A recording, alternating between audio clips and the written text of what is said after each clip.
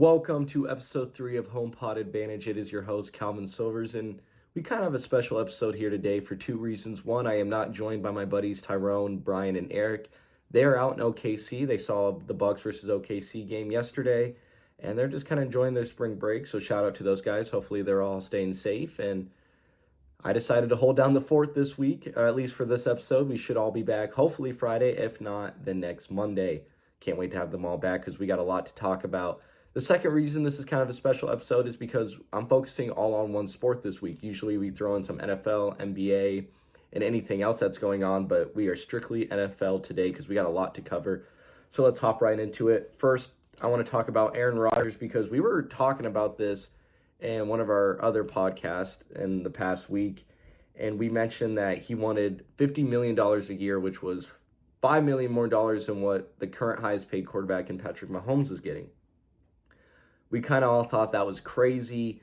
Maybe he should get around 43 million, 40 million, somewhere around that range on the Josh Allen level. And the Packers gave him $50 million a year. He signed a 4-year, $200 million deal. So that means he'll make more money per year than any NFL player. As we said, more than Patrick Mahomes at $50 million a year, which I don't really agree with. How are you going to give a guy $50 million a year who hasn't been to the Super Bowl since 2011? You're going to make him the highest paid quarterback, and he hasn't made the Super Bowl? That's the end goal for every team in the NFL. I get it. You're going to have teams that are rebuilding, and maybe their goal is just to win 5 games or just to make the playoffs. But the ultimate goal, what every team strives for in the NFL, is to make the Super Bowl. Now, that's no easy task. Don't get me wrong. I'm not saying any team and any quarterback can do that. But Patrick Mahomes at 26, he's already been there twice. And you have Aaron Rodgers who's 38 and he's only been there once, and that was back in 2011. Now don't get me wrong. This is the Packers' best chance to succeed. They need Aaron Rodgers, and I think they realize that. And earlier on in our podcast, we were saying that's kind of crazy, but looking back on it, is it that crazy? This is the Packers' best chance to get to another Super Bowl. Now, I don't know if they can win another Super Bowl, but this is their best chance to get there. You can't just throw in another quarterback besides Aaron Rodgers to fill that spot that's available right now. The free agents, especially after all the moves that have been made that we're going to talk about, there's really nothing there. This draft has no quarterbacks that I see turning out to be like a Mahomes, a Josh Allen.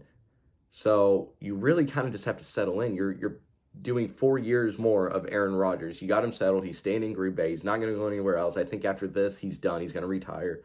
So this is really do or die for the Packers. But for Packers fans, this is it. After this 4 years, it might be a rebuild year. So hopefully you put all your trust in Aaron Rodgers. Hopefully he's got at least one more go around. If he doesn't get at least one more Super Bowl or make one more Super Bowl, I think that kind of hurts his legacy. Yeah, you're a 4-time MVP. That's great and all. He'll be a Hall of Famer. But is he ever going to be one of the top quarterbacks ever? You can't be. There's no way. You can't be only making one Super Bowl, and the last time you made it was 2011. You know how much the game has changed since 2011? How many other teams have stepped up? How many other quarterbacks have shown their true talents, especially Mahomes, Allen, Herbert's probably going to be on the rise here soon. You got Lamar Jackson. These are young guys, too, that are really starting to take over the league. The older quarterbacks, they're starting to get pushed out. It's going to be a new generation of quarterbacks here with a lot of young talent that can do a lot more than Aaron Rodgers at 38. Aaron Rodgers can throw a great football, don't get me wrong.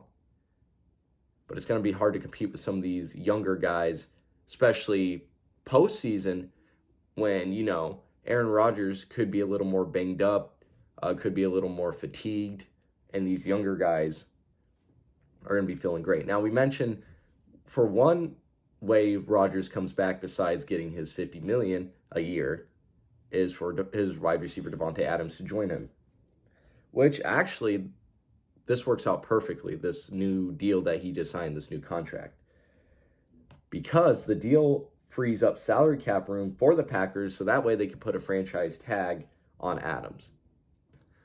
So not only does Rodgers get his $50 million a year, he now gets his star wide receiver back, which is something that he made adamant to the Packers if he was to come back. However, though, they lose some players and, well, not lose, but some free agents in Alan Lazard, Marquez, Valdez, Scantling, just some free agents that are out there that they could possibly lose that's going to hurt.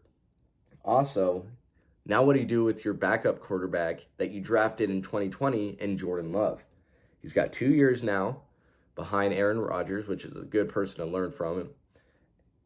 And he's only 23, which is huge to these teams that need either a quarterback now or a backup quarterback, especially if a draft class that just doesn't have quite the talent you've seen from the QBs in other draft classes. He might not be a bad option. The Packers can use him to get some leverage. Now, they're not going to get any crazy trades with Jordan Love. They're not going to get anything spectacular with Jordan Love, but a couple picks here that could help them later on as they start to rebuild. Also, Jordan Love's 6'4", so he has the ideal body type for NFL quarterbacks. And when NFL teams are scouting these quarterbacks, that's something that's going to be a green flag for them. We haven't really seen Love play in many games. Obviously, you're not going to put him in over Aaron Rodgers, and Aaron Rodgers hasn't gotten injured in the past couple years. Not trying to jinx anything there. But so where does Jordan Love go? Now, there was some rumors about where Aaron Rodgers might have went. And so then you can use those teams to say, oh, well, Jordan Love could go there too.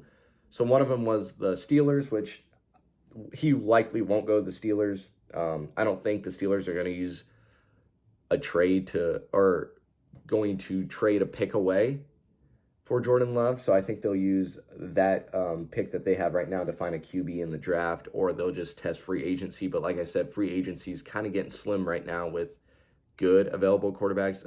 Deshaun Watson's still out there, but Seattle's going to be fighting for him too, depending on whether his situation goes down the way teams want it to go down. The Titans was another rumor. I don't think Jordan Love goes there. You got Ryan Tannehill still there, Derrick Henry still there, and they were number one in the AFC. So you have a quarterback. You can argue with me all day long about whether Ryan Tannehill is a good quarterback. I don't think he's going to win you a NFL championship. I don't think he's going to win you a Super Bowl, but he did get your team to the number one in the AFC, and you can't really complain about that. Jordan Love's not going to do that for you. Seattle now has 2 first-round picks to grab a quarterback after that trade, which we're going to talk about here shortly. So they don't need to get Jordan Love. They got 2 picks now, 2 first-round picks, actually, to try to find that quarterback if they want. Atlanta now, with the 8th pick, they could settle with Love and then use the 8th pick to straighten their roster. I don't think that's a bad decision right there. I think you get Love. He's a young quarterback. You kind of build him up and just get some other pieces, because you really that Falcons team really needs some other pieces to really excel, as they've been kind of down in the rankings here in the past year or two. And then I had this written down before I saw the Carson Wentz news, but which we'll talk about as well. But Washington reportedly offered Russell a significant offer. So I thought they might settle for Love since they didn't get Russell. But as you see now, Carson Wentz, a new commander, and we'll get there shortly. But, you know, Rodgers with this signing, Rodgers is going to keep the Packers as the front runner in the NFC North and the entire NFC, if you think about it, with Tom Brady retiring, Jimmy G likely leaving San Fran. I don't know if he'll stay in the NFC, but he has the potential to move out of the NFC.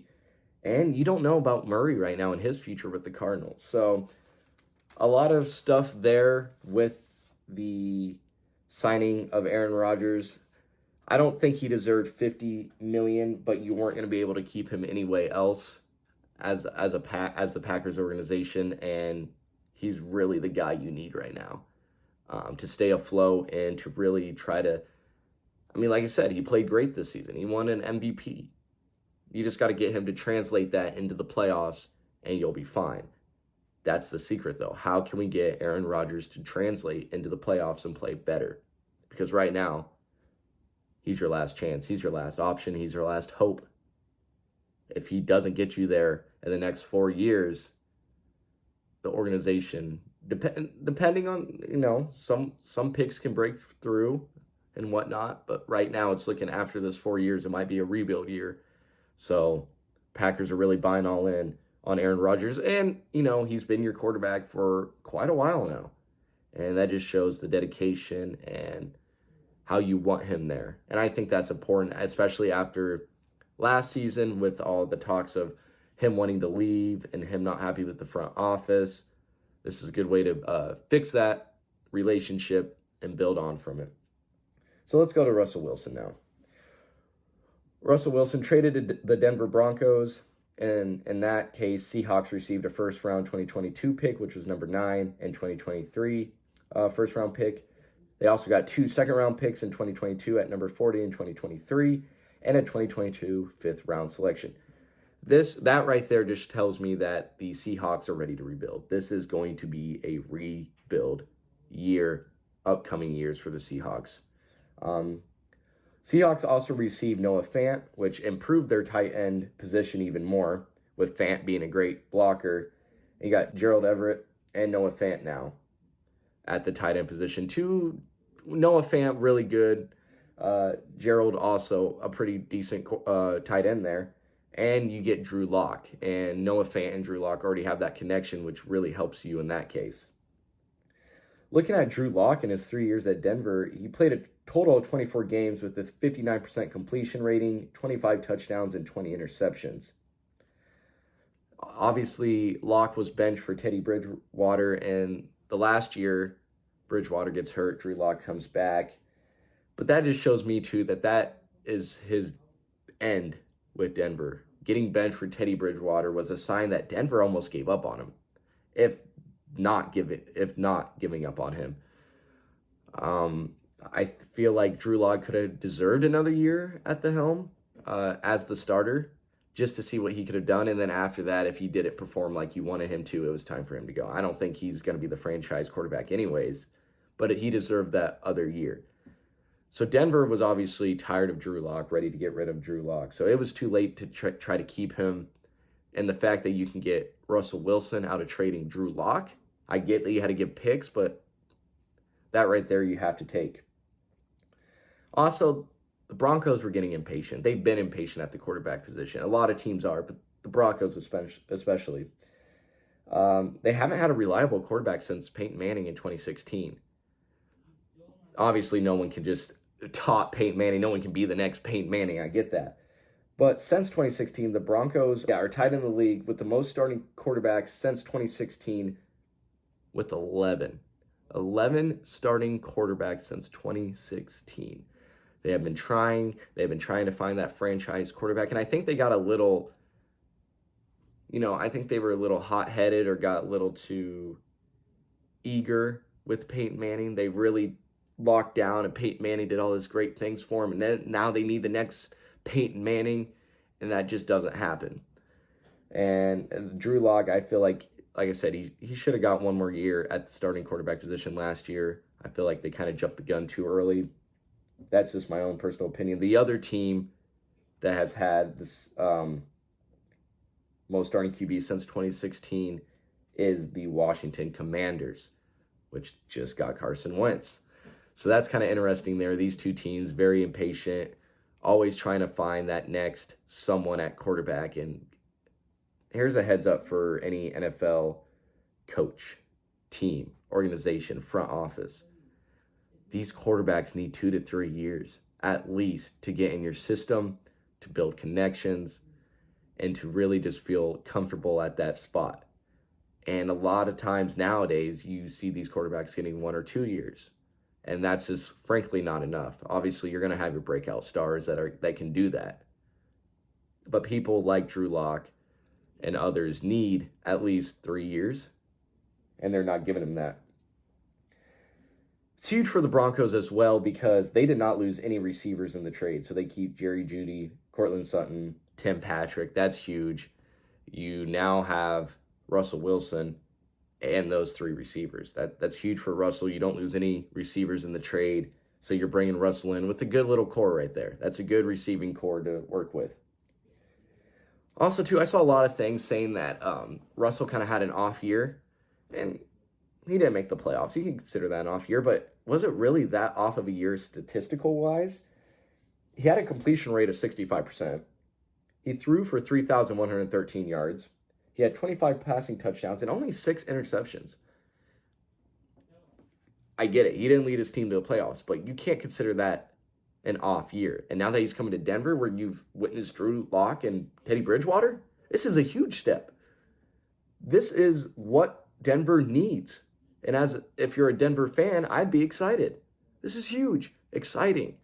And Russell Wilson has obviously done a lot of work in the postseason. At 33 years old, he's made the postseason 8 times in his 10 seasons. And let's not forget, made it to back-to-back Super Bowls where he probably should have won both. You had that questionable call at the end where he threw it when they were inside, like the 3-yard line, 5-yard line. Patriots win it, the dynasty there and Tom Brady. So he has that capability to not only get you to the playoffs, but lead you far in the playoffs. I get it. He didn't make it this year, but he did have that injury that required surgery. And so you can't really put all the blame on him. I think giving him now that full off season to get back into it, heal himself, I think he'll come back from what we've seen in the past of Russell Wilson. Now he might be a little bit of a step down after an injury like that, but not to the point where he's playing like Drew Lock or Teddy Bridgewater. This news came out also right after Aaron Rodgers signed that deal with the Packers. And so that makes me think as well that the Broncos probably almost had Aaron Rodgers. If not, they had Aaron Rodgers with a foot in the door. But Aaron Rodgers obviously cannot turn down that kind of money, nor turning down playing with Adams again. So at least Denver was in the running there, and Russell Wilson's not a bad pickup. I think, like I said, he's got a lot of postseason success where Aaron Rodgers kind of faults at that. So it's a good pick for Denver. Either way, if they were going to get Rodgers or Russell Wilson, I don't think you can really complain as a Broncos fan. And let's remember, too, that the last time Russell Wilson had a losing season was actually this past season. And like I said, that was because he had an injury, a finger injury that required surgery. So now the Broncos have the second best QB in the AFC West. But it's not all sunshine and rainbows. Yes, you get Russell Wilson. That's awesome. But let's not forget who you have to see throughout the year. You still have to see Mahomes. Still have to see Josh Allen, Joe Burrow, Lamar Jackson. Russell Wilson can hang with those guys. I get that. I totally get that. But what we saw in this past season, Josh Allen and the Bills were hanging with Patrick Mahomes and the Chiefs. The Bengals beat the Chiefs. There's some teams in there that can make some noise, and these quarterbacks are young. Another thing there. Now, Russell Wilson, he's not terribly old, 33, but some of these quarterbacks are still in their 20s, mid-20s, and doing these kind of things. It'll be fun for Russell Wilson, and I think he just adds to the uniqueness of the QB situation in the AFC. And that's going to be a lot of fun to just see top-tier quarterbacks like that battle it out week after week. And then when playoff time comes, I think now it really gets hard for these quarterbacks. We're really going to see who can step up in the clutch moments and who can really perform. Russell Wilson, one thing he has on most of these guys here, every guy here, I mean, him and Mahomes have both been to 2 Super Bowls. But what he has over everything else is he's been in the postseason 8 times. 8. That's a lot compared to some of these other guys. Now, the Seahawks, total rebuild now with Drew Lock. You get all these picks, and they are also looking to trade Lockett. And plenty of teams need a wide receiver, so they can probably get something decent out of that trade as well. So as a Seahawks fan, I'm sorry, but you are in a rebuild year. Enjoy it. Here's my thing. I'm not the biggest fan, or I'm not a fan of one particular NFL team. I'm kind of more of the guy who roots for players and athletes. So I never witnessed being a fan of a team that's rebuilding, and I assume it's not very fun. So take it one season at a time. You had your fun with Russell. It's time to rebuild. All right. Let's talk about Carson Wentz now. Staying on the topic of quarterbacks. Carson Wentz now becomes, at the age of 29, becomes the first quarterback in Washington Commanders history. That's a pretty big title. That's very unique, very cool. Something that, will always be on his resume as a player. Is he was the first quarterback in a football team's organization in their history. Here's my thing with Carson Wentz. I don't think he's a terrible quarterback. But what makes him not a great quarterback is his injuries and how injury prone he is. 2015, he had the hand-wrist fracture. 2016, he had the rib fracture. 2017, he had the ACL and LCL tear. 2018, he had the back fracture. 2020, he had the concussion. And in 2021, the foot injury and the high ankle sprain. And according to DraftSharks.com, Wentz now has an 87% chance of injury in 2022. I feel pretty bad saying that. I'm not trying to wish anything upon the guy or saying that is as accurate as it is.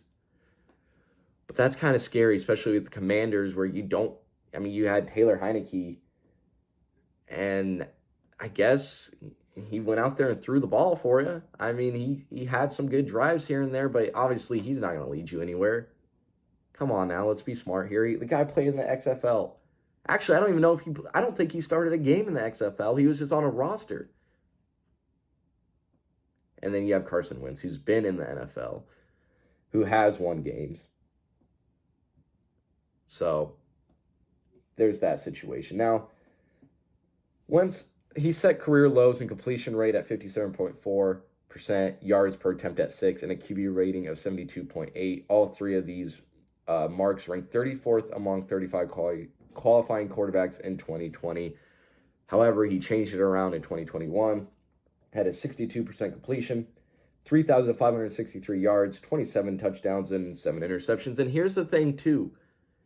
This man almost led the Colts to a playoff spot.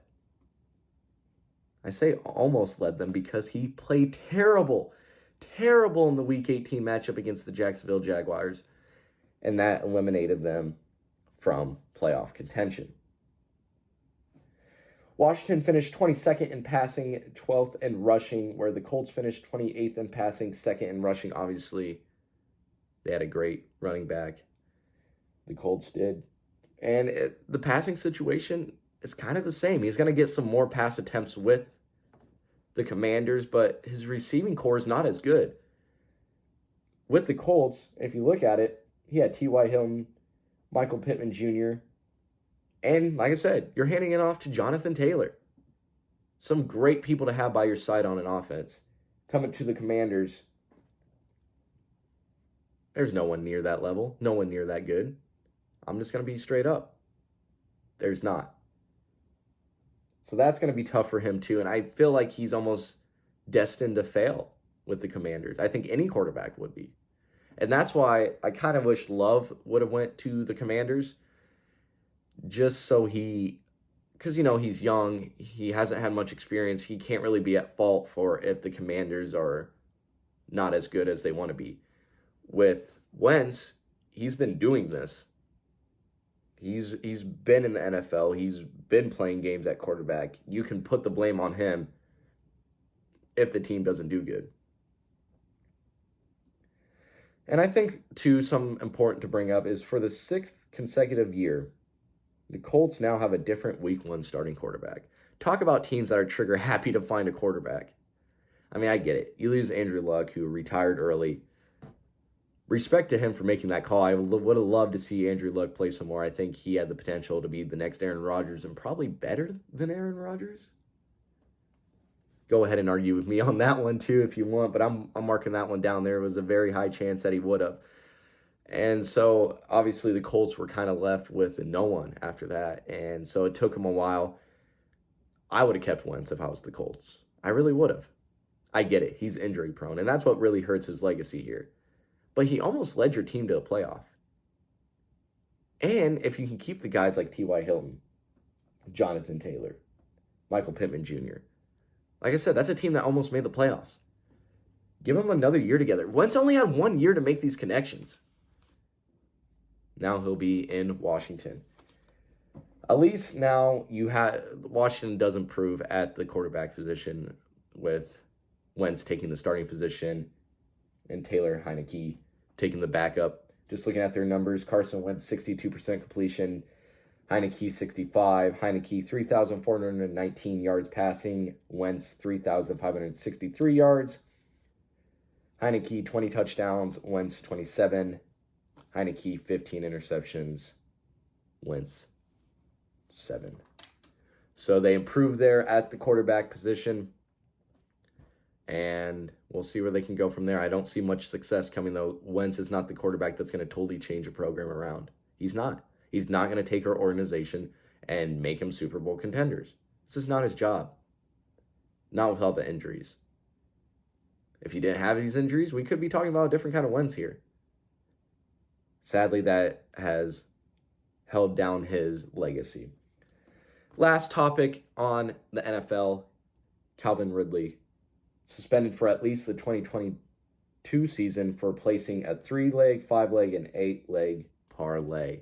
And by leg, I mean games. So 3 games, 5 games, and 8 games he all betted on.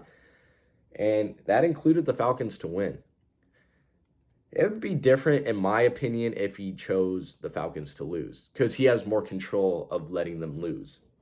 Now, if he had winning by a certain amount of points, then yeah, he could have dictated that a little bit too. But if it was straight losing, you could dictate that more than you could winning, in the sense of just dropping some footballs or, not running as fast and getting caught so you don't get certain yards here or there. Like, you can dictate the game more that way. I don't think that's what he was doing. I don't think he would have done that. I'm not putting blame on him. This is all just speculation. I'm just saying it's easier to throw the game if you have to lose it to try to win it. Also, though, I feel like the year suspension is right. I don't think it's too less. I don't think it's too much. And that's because we can't let athletes get away with only a fine or, a 3-game suspension.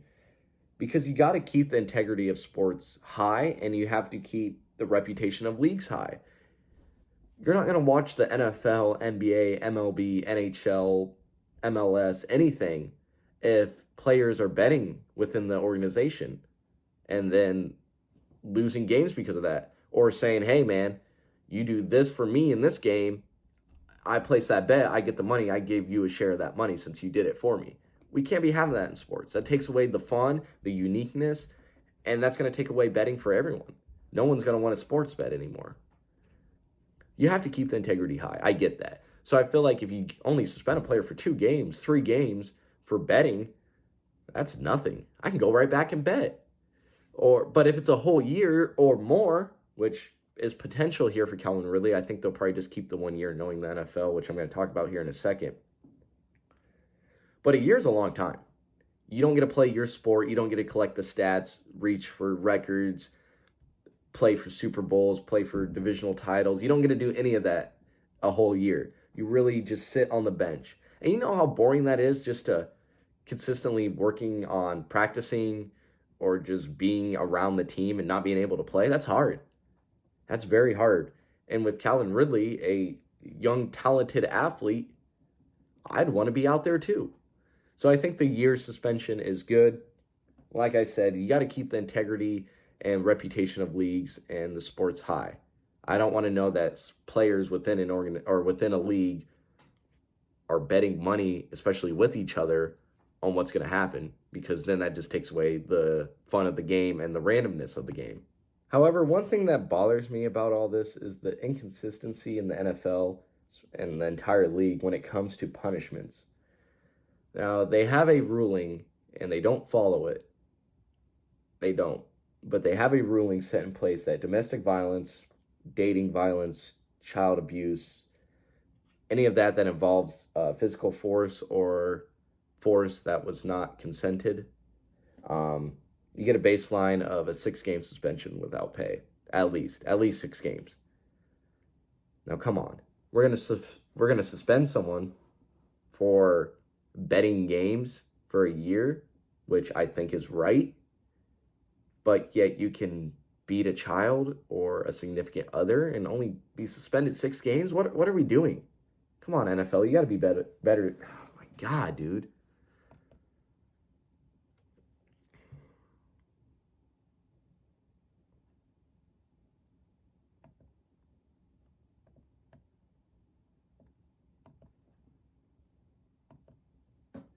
However, one thing that makes me mad about this whole situation is the inconsistency in the NFL and the entire league when it comes to punishments. They have a rule in place and they don't follow this rule, but they have this rule in place where domestic violence, dating violence, child abuse, anything that is a physical force without consent is a baseline of a 6-game suspension. That's right, without pay. Only 6 games. So you can go and bet legally. He bet where he could, Calvin Ridley, and get suspended a year. I get that. The year suspension, as I've mentioned throughout the podcast, that is right in my eyes. But yet, we're going to allow players to beat women, to beat children, and only be suspended 6 games? Calvin Ridley was betting in a state that was legal and he only bet once on his team to win.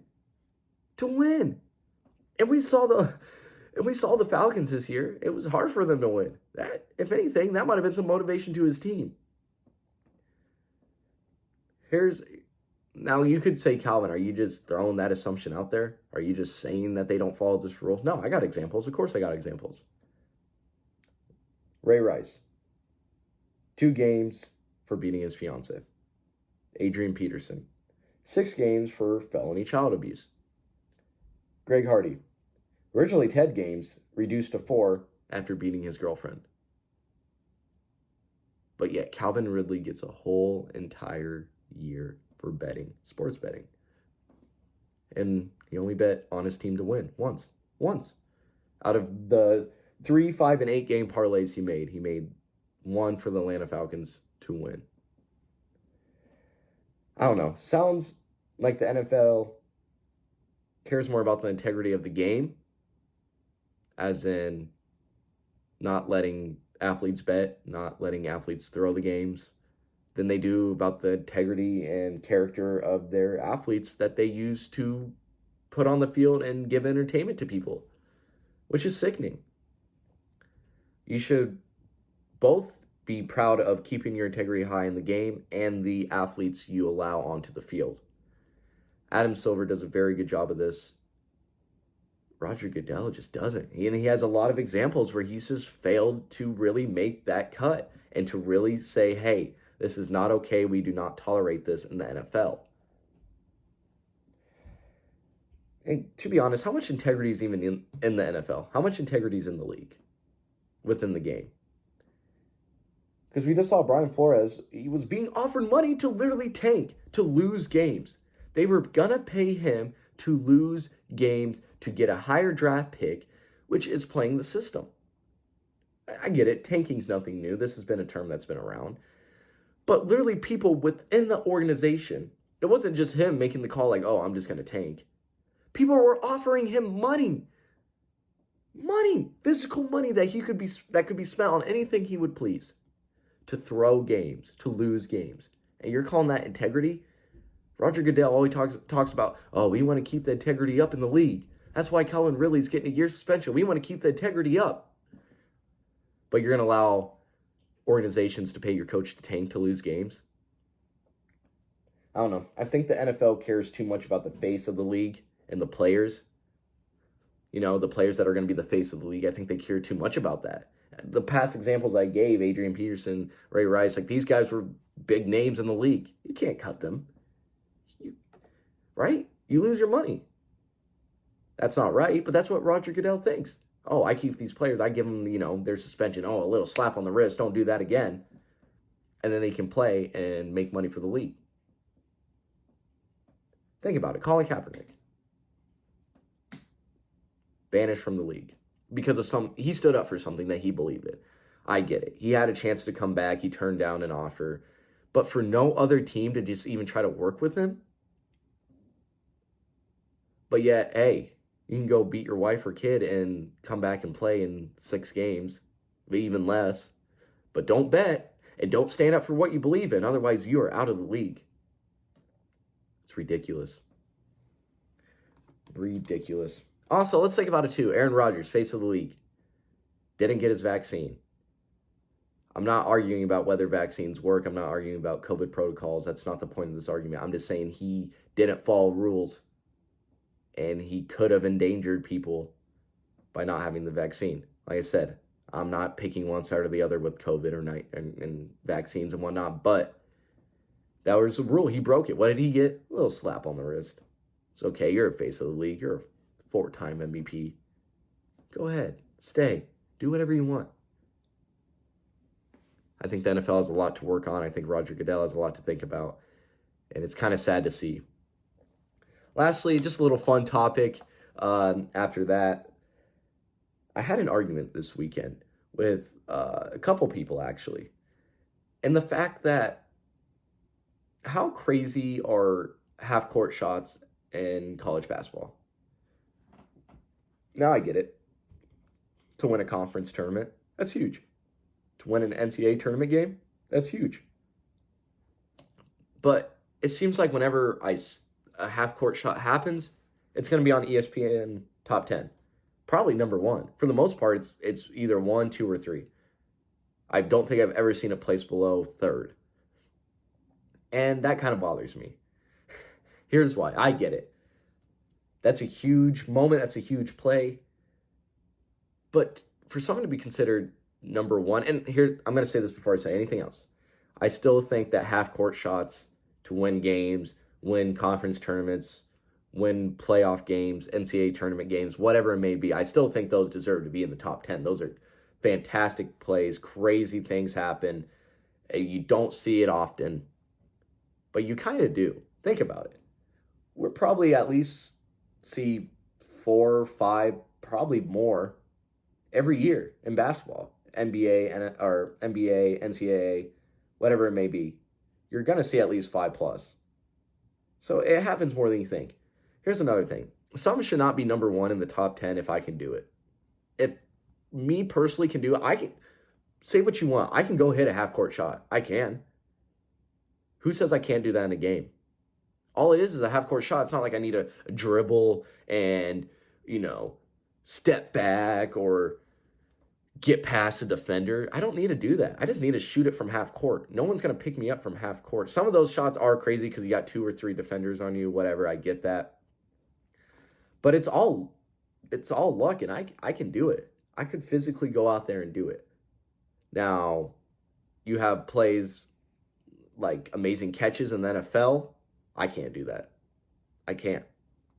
Hockey, and I get it. Some other people might be saying, well, I can go make a catch. Like if you play like college football or something, maybe you could. But you're not an average person then. You're playing collegiate sports.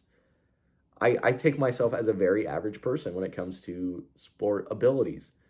I can't make that amazing touchdown grab, one-handed, back of the end zone, having to have 2 feet planted like this. I can't do that. I can't dunk.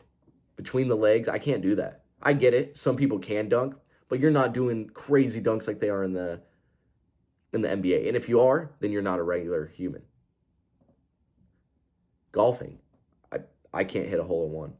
And that's also very rare, I feel like. It's more rare than a half-court shot. That's even more deserving.